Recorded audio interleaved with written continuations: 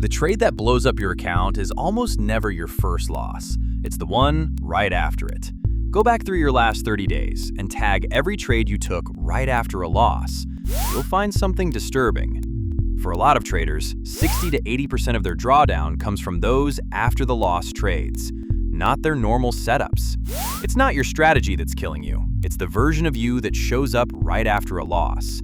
And just control your emotions has never once stopped him.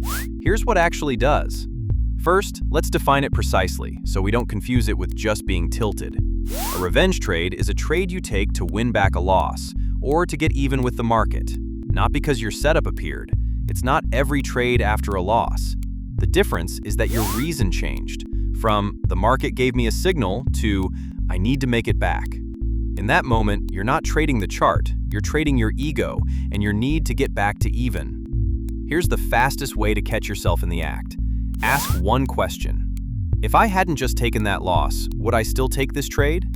If the answer is yes, it's a real setup. Take it. If the answer is no, it's a revenge trade. No matter what excuse you give it, that one question is faster and sharper than any breathing trick. So why does a rational person flip like this? Because it's not a character flaw, it's neurological. 3 forces, all documented, are pulling on you. 1. Loss aversion. The pain of losing money is about 2.25 times as strong as the pleasure of winning the same amount. So a loss isn't a small setback, it's a heavy blow, and your brain will do almost anything to erase it right now. 2. The disposition effect. People are wired to ride their losers and rush to get even. You anchor to the balance you started the day with, and getting back to even becomes the only goal. 3. Your body actually goes into stress. Researchers sampled hormones from 17 real traders on a London trading floor and found a trader's cortisol rises with the variance of his results and the volatility of the market. When cortisol climbs, your judgment narrows and turns short-sighted. Which brings up the one line this whole channel keeps coming back to. The moment you need self-control most is the moment you have the least. So willpower, in that window, is the wrong tool. And it happens fast. The stop fills, a wave of heat rises, and you're already clicking the next order. The whole thing is often under 90 seconds. That's why reviewing it that night never saves you. The decision got made inside a window of a few seconds when your rational brain was offline.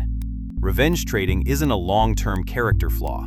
It's a short, predictable window. And predictable means you can intercept it. So here's why the standard advice fails.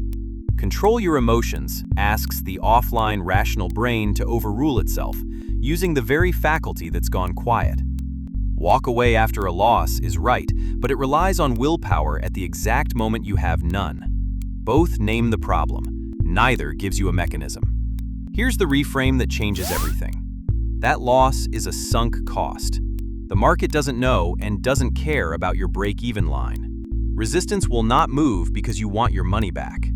When you take that next trade to win it back, you're using your ledger, your ego, your P&L to drive a decision that should be driven by the market. After a loss, your job is never to make it back. It's to take the next valid setup, or none at all. You can't stop the emotion, but you can put guardrails on that 90-second window before you ever need them. 5 of them, and you can start today. 1. The 50% size rule. After any loss bigger than your stop, your next trade is at half your normal size. That one rule alone, a lot of traders find, cuts their revenge-driven drawdowns roughly in half. 2. The 30-minute A+ gate. After a loss, you may only take an A+ setup. If no A+ appears within 30 minutes, you're done for the session.